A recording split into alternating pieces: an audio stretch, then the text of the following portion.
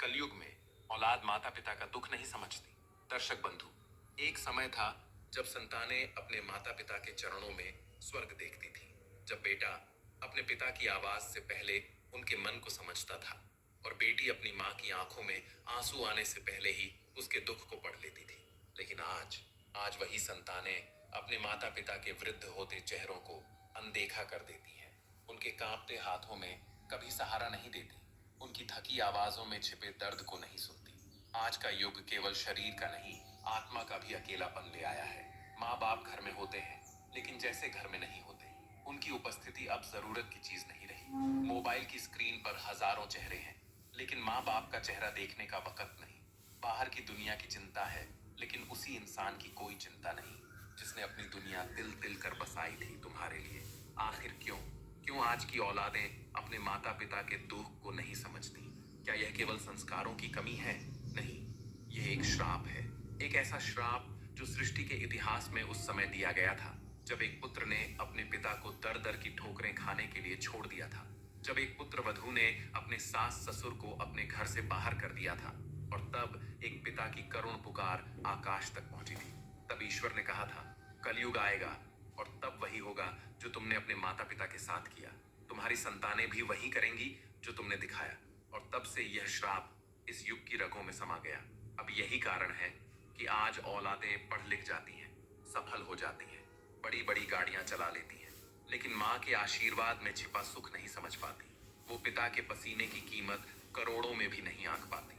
और इस कहानी में हम जानेंगे उस श्राप की पीड़ा, उस समय की पुकार और वो सच जिसे जानकर शायद कोई औलाद दोबारा अपने माता पिता को अकेला न छोड़े।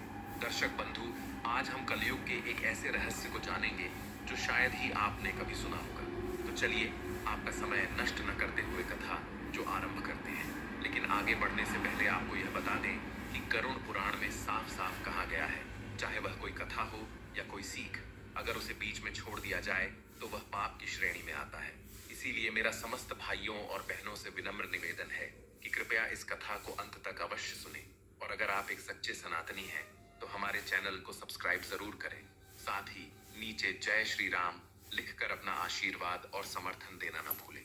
तो चलिए अब श्री हरि की कृपा से कथा आरंभ करते हैं। यह कथा उस समय की है जब प्रेम में धर्म और मर्यादा की गहरी जड़ें हुआ करती थी।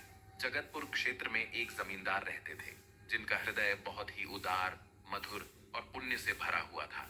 उनकी पत्नी भी देवी तुल्य थी, अत्यंत धार्मिक, सहनशील और सेवा भावना से युक्त।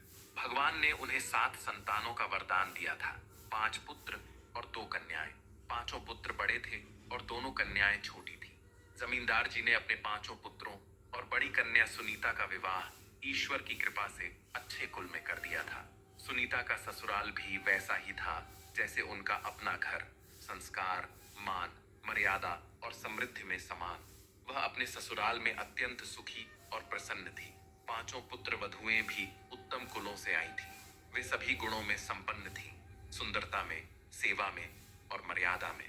सास ससुर की सेवा को उन्होंने अपना धर्म माना और कभी कोई शिकायत का अवसर नहीं दिया। घर में शांति, श्रद्धा और सुख की सरिता बहती रही। अब केवल सबसे छोटी कन्या प्रीति के विवाह की चिंता जमींदार साहब को रह गई थी। प्रीति अत्यंत सुंदर और गुणों से परिपूर्ण थी। चूंकि सबसे छोटी थी, इसलिए सभी का दुलार और स्नेह उसी पर बरसता था। पिता, भाई, भाभी सब उसे आंखों का तारा मानते थे। इस असीम प्रेम ने प्रीति को थोड़ा हठी और अधीर बना दिया था। उसे जो चाहिए होता घर वाले तुरंत पूरा कर देते थे। इस कारण वह प्रतीक्षा करना नहीं जानती थी और कभी कभी स्वार्थ से भी भर जाती थी। किंतु अगर इस एक दोष को छोड़ दें तो प्रीति हर दृष्टि से उत्तम कन्या थी, जैसी कन्या किसी तपस्या का फल होती है। जमींदार जी अब ईश्वर से यही प्रार्थना करते रहते थे कि उन्हें ऐसा वर मिल जाए जो प्रीति के रूप और गुणों के योग्य हो और जो उनके कुल की मर्यादा और प्रतिष्ठा के अनुरूप हो। उसी समय ईश्वरीय संयोग से उन्हें प्रतापपुर के जागीरदार श्री राजवीर सिंह के इकलौते पुत्र संदीप के बारे में समाचार मिला। संदीप गुण, कुल, व्यवहार और संपन्नता हर दृष्टि से एक उत्तम वर था। जमींदार जी ने संत तुल्य पंडित जी को प्रीति का रिश्ता लेकर राजवीर जी के पास भेजा।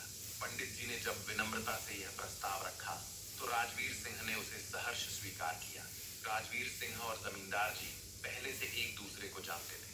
दोनों ही परिवार धर्म, सम्मान और संस्कृति में समृद्ध थे। संदीप की एक बहन सुमन भी थी, जिसका विवाह पहले ही हो चुका था। अब केवल संदीप का विवाह होना शेष था। जब दोनों परिवारों ने एक दूसरे के संस्कार, मर्यादा और स्थिति को समझा, तो बिना किसी दिखावे के सहज भाव से यह रिश्ता तय हो गया।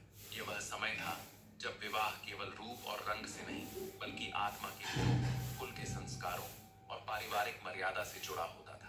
प्रीति और संदीप के विषय में उनके पिता लोगों ने जो भी कहा, वही सब भगवान की इच्छा मानकर स्वीकार कर लिया गया।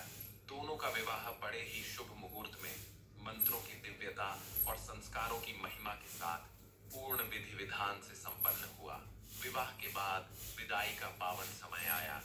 विदाई वह क्षण होता है जहां एक कन्या अपने जीवन के अगले अध्याय में प्रवेश करती है और परिवार उसे आशीर्वादों की थाली से विदा करता है।